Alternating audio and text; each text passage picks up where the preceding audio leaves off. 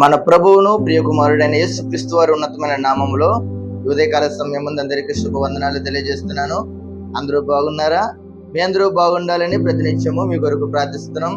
మా పరిచయ కొరకు కూడా మీరు ప్రార్థిస్తున్నారని నమ్ముచున్నాము. మరి దేవుని వాగ్దానములు మన జీవితంలో ఎన్నో మనకు దేవుడు ఇచ్చున్నాడు. మరి ఆ వాగ్దానాల ద్వారా మనం ఎంతగానో ఆదరించబడుతున్నాం. ఆత్మీయతలో ఎదగడానికి ఎంతగానో ఈ యొక్క వాగ్దానాలు అనేవి మనకి ఎంతగానో సహాయపడుతున్నాయి. మరి అలాంటి వాగ్దానాల్లో మరి చాలా ప్రాముఖ్యమైన వాగ్దానము, మరి ఎక్కువగా యూజ్ చేసే వాగ్దానం ఈరోజు మనం చూసుకుందాం. మన జీవితానికి కూడా మరి ఎంతగానో ఉపయోగపడే వాగ్దానం మరిది. ఈరోజు వాగ్దానం తెలుసుకోవాలని ఆశ కలిగి ఉన్నారా? అయితే బైబిల్ గ్రంథాలు ఉన్నట్టయితే తెరిచి చూడండి. ఈరోజు దేవుని వాగ్దానము ఎఫెసీయులకు రాసిన పత్రిక 3వ అధ్యాయం 20-21. మనలో కార్యసాధకమైన తన శక్తి చొప్పున మనము అడుగు వాటి కంటేను ఊహించు వాటి కంటేను అత్యధికముగా చేయగల శక్తి దేవునికి క్రీస్తు యేసు మూలంగా సంఘములలో తరతరములు సదాకాలం మహిమ కలుగును గాక. ఆమేన్. ఇక్కడ చూడండి, దేవుడు ఎంత గొప్ప వాగ్దానం మనకి ఇస్తున్నాడు. అడుగు వాటి కంటేను ఊహించు వాటి కంటేను అత్యధికమైన మరి మేలులను మనకు ఇస్తాడు. మరి అద్భుతమైన శక్తి మనకు ఇస్తాడని దేవుడు వాగ్దానం మనకు తెలియజేస్తుంది. ఈరోజు నీ జీవితంలో మరి దేవుణ్ణి ఏదైనా అడగలేకపోతున్నావా? లేదంటే ఆయన చెయ్యగలడా అని ఆలోచన కలిగి ఆగిపోతున్నావా? నువ్వు అడిగేది కొంచెమే, కానీ దేవుడు నువ్వు అడిగిన దానికంటేను ఊహించని దానికంటేను అత్యధికమైన మరి మేలును శక్తిని నీకు ఇవ్వబోతున్నాడు. మరి ఈరోజు నీ జీవితంలో మరి ఎన్నో అనుకుంటావు, ఏదో అడగాలనుకుంటావు.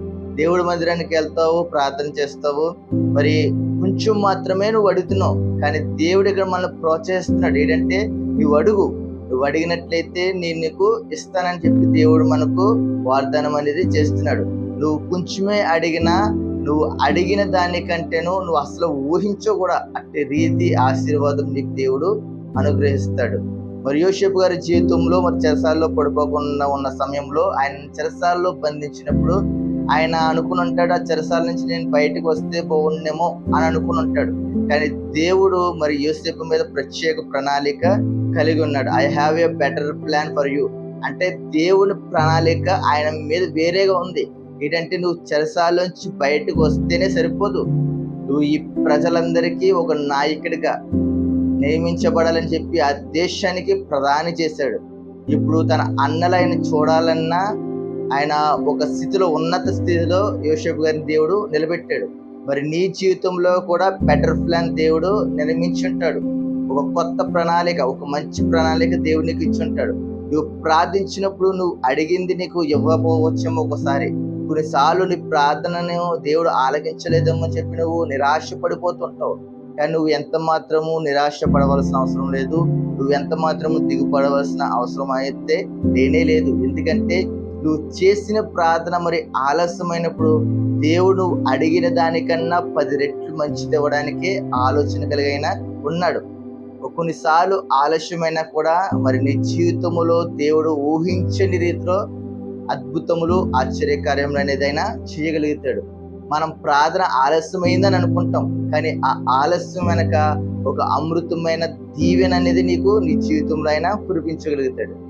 మనం సాధారణంగా మనకున్న ఆలోచనలను బట్టి, లేదంటే మనకున్న తెలివితేటలను బట్టి, లేదంటే మనకున్న శక్తి సామర్థ్యాలను బట్టి ఇది మనకు సాధ్యమా అని అనిపిస్తూ ఉంటది, మనం ఇది చెయ్యగలమా అని అనిపిస్తూ ఉంటది. కానీ నీకు అది సాధ్యం కాకపోవచ్చేమో, కానీ నా దేవునికి సమస్తమును సాధ్యం. ఆయన ఏదైనా సరే చేయగలుగుతాడు. నీ ఆలోచన ఇది నేను చెయ్యగలనా అన్న వరకే ఉంటది. కానీ దేవుని వాగ్దానం ఏం సెలవిస్తుందంటే నీవు అడుగు వాటి కంటేను ఊహించిన వాటి కంటేను నీకు అత్యధికముగా నేను ఇవ్వగలుగుతానని చెప్పి దేవుని వాగ్దానం మనకు సెలవిస్తుంది. మత్తయి సువార్త 19వ అధ్యాయంలో ఉంటది, మనిషికి ఇది అసాధ్యమేమో కానీ దేవునికి సమస్తమును సాధ్యమని చెప్పి మరి మత్తయి సువార్తలో మనకు రాయబడి ఉంది. మరి నిజంగా మనుషులకు అది అసాధ్యం, కానీ దేవునికి సమస్తమును సాధ్యం. దేవుడు సమస్తమును చేయగలడు. ఇక్కడ యిర్మీయా ప్రవక్త కూడా ఏమనంటాడంటే, ప్రభు అయిన యెహోవా నీకు అసాధ్యమైనది ఏది కూడా లేదని చెప్పి ఆ ప్రవక్త కూడా చెప్పడం అనేది జరిగింది. ఎందుకంటే మరి అలా దేవుని కార్యాలు, దేవుని అద్భుతాలు చూశారు కాబట్టి దేవునికి అసాధ్యమైనది ఏది కూడా లేదు. మరి మరణమును జయించగలిగిన శక్తి ఎవరికైనా ఉందా? ఎవ్వరికీ లేదు. ఈ లోకంలో ఎంతో మంది ఉన్నానని చెప్పుకుంటున్నారు, కానీ ఎవ్వరికి కూడా శక్తి అనేది లేదు.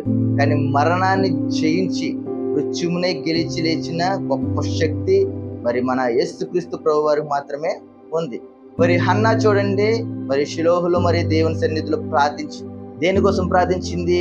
తనకు ఒక కుమారుని కావాలని, ఒక బిడ్డ కావాలని ప్రార్థన అనేది చేసింది. మరి దేవుడు ఆమె ప్రార్థన, కన్నీటి ప్రార్థన విని మరి ఆమె ప్రార్థన తగిన ప్రతిఫలాన్ని ఇచ్చాడు. అది ఎలాంటి ప్రతిఫలం అంటే, మరి ఇశ్రాయేలు రాజ్యానికి మరి రాజులను చేయగల గొప్ప వ్యక్తిని, గొప్ప కుమారుణ్ణి ఆమెకు అనుగ్రహించాడు.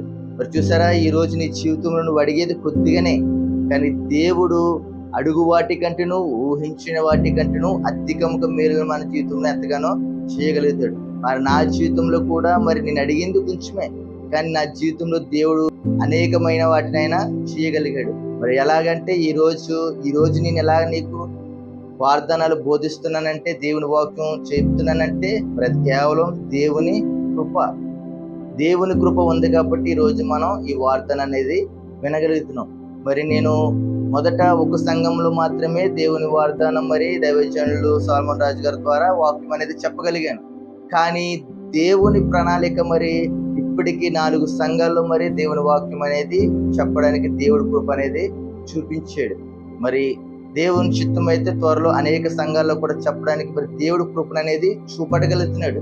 చూసారా, నేను అడిగింది అయినా కొంచెమే, తండ్రి నీ వాక్యము నేను బోధించడానికి అర్హున్నైతే చెప్పడానికి నాకు అవకాశం దయచేయని చెప్పి నేను అడిగాను. కానీ దేవుడు అనేక ప్రాంతాల్లో మరి ఆయన పరిచయ నిమిత్తం వాడుకోవడానికి నాకు ఎంతగానైనా సహాయం అనేది చేస్తున్నాడు. అనేక మంది మరి ప్రార్థన చేయడానికి మరి ఫోన్ చేసి మరి ప్రార్థన అనేది చేయించుకుంటారు. ఇదంతా కేవలం దేవుని కృప. మరి ఈ రోజు నీ జీవితంలో కూడా మరి ఏదైనా సమస్యను బట్టి, లేదంటే అనారోగ్యమును బట్టి, లేదంటే నీకున్న ఆర్థిక ఇబ్బందులు బట్టి, లేదంటే నీ కుటుంబ సమస్యలను బట్టి నువ్వు మరి వెనకడుగు వేస్తున్నావా? నా దేవునికి ఇది సాధ్యం కాదేమో అని అనుకుంటున్నావా? కానీ నా దేవునికి ఇది సమస్తమును సాధ్యం. నువ్వు ప్రార్థన చేయి. నువ్వు అడిగింది కొంచెమే, కానీ దేవునికి ఇవ్వబోతుంది ఎక్కువ. సరే, మరి యోబు జీవితంలో మరి ఆయనకున్నది కొద్దిగానే, కానీ 2 అంతల ఆశీర్వాదం అనేది ఆయన పొందుకున్నాడు. దేవుని మీద విశ్వాసం ఉంచాడు, నమ్మకం ఉంచాడు. మరి ఈ రోజు నీ జీవితంలో మరి నువ్వు దేవుడి మీద నమ్మకం ఉంచు, విశ్వాసం ఉంచు. మరి ఎంతగానో కన్నీటి ప్రార్థన అనేది ఆయన ముందు చెయ్యి. మరి ఆయన నీ ప్రార్థన విని నీ ప్రార్థన తగిన ప్రతిఫలాన్ని ఇస్తాడు. నువ్వు ప్రార్థించినప్పుడు ఏ మాత్రమును కూడా అవిశ్వాసంతో నువ్వు ప్రార్థన అనేది చెయ్యకు. నా దేవుడిది చేయడేమో, అది ఇది పెద్దది కదా, ఈయన వల్ల అవదేమో అని ఎప్పుడు కూడా నీలో అవిశ్వాసం అనేది రానవు. నా దేవునికి ఇది సాధ్యం, నా దేవుడిది చేయగలుగుతాడు అని విశ్వాసంతో ప్రార్థించు. అనేకమైన దీవెనకరమైన అద్భుతాలు, అనేకమైన దీవెనకరమైన ఆశ్చర్య కార్యాలు నీ జీవితంలో నువ్వు పొందబోతున్నావు. చిన్న ప్రార్థన. ప్రేమ కలిగిన తండ్రి, కృప కలిగిన దేవా, ఈ రోజు మాకు ఇచ్చిన వాగ్దానాన్ని బట్టి నేను ఎంతగానో మేము స్తుతిస్తున్నాం నాయన. అవును నాయన, అడిగిన వాటి కంటేను, ఊహించే వాటి కంటేను అత్యధికమైన మరి తండ్రి ప్రభునైనా మేలులను, శక్తిని మాకు అనుగ్రహిస్తానన్నందుకు మీకు వందనాలు తండ్రి నాయన. నీ వాగ్దానాన్ని బట్టి మేము ఎంతగానో స్తుతిస్తున్నాం నాయన. మా అందరి జీవితంలో మేము అడిగింది కొద్దిగానూ మాకు ఎంతగానో అధికమైన దీవెనలు మరి ఎంతగానో ఇస్తున్నందుకు మీకు వందనాలయ్యా నాయన. నీ కార్యములు ఆశ్చర్య కార్యములైనా, అద్భుత కార్యములైనా, అవి ఊహకు అందని కార్యములు తండ్రి ప్రభునైనా. మరి నాయన, మా ప్రియుల జీవితంలో మరి ఎవరైతే ఏ కార్యం గురించి ప్రార్థిస్తున్నారో, ఎవరైతే ఏ సమస్య గురించి ప్రార్థిస్తున్నారో, మరి ఎవరైతే మరి దేనికోసం ప్రార్థిస్తున్నారో ఆ ప్రార్థనకు తగిన ప్రతిఫలాన్ని వారికి దయచేయండి అయ్యా. మరి వారు అడిగిన దానికంటేనో తండ్రి ప్రభువైనా వారు ఊహించని రీతిగా అద్భుత కార్యాలు వారందరి జీవితంలో జరిగించమని యేసుక్రీస్తు వారి ఉన్నతమైన నామములో చిన్న ప్రార్థన అడిగి వేడుకుంటున్నాం మా ప్రియ పరలోకపు తండ్రి. ఆమేన్, ఆమేన్, ఆమేన్. అందరికీ మై గాడ్ బ్లెస్ యు. దేవుడు మీ అందరిని దీవించిన గాక. ఆమేన్. మరిన్ని వాగ్దానాల సందేశాల కోసం మీ యొక్క ఛానల్ ఫాలో చేస్తూ ఉండండి. దేవుని చిత్తమైతే రేపటి దినం మరొక వాగ్దానంతో కలుసుకుందాం. అంతవరకు సెలవు.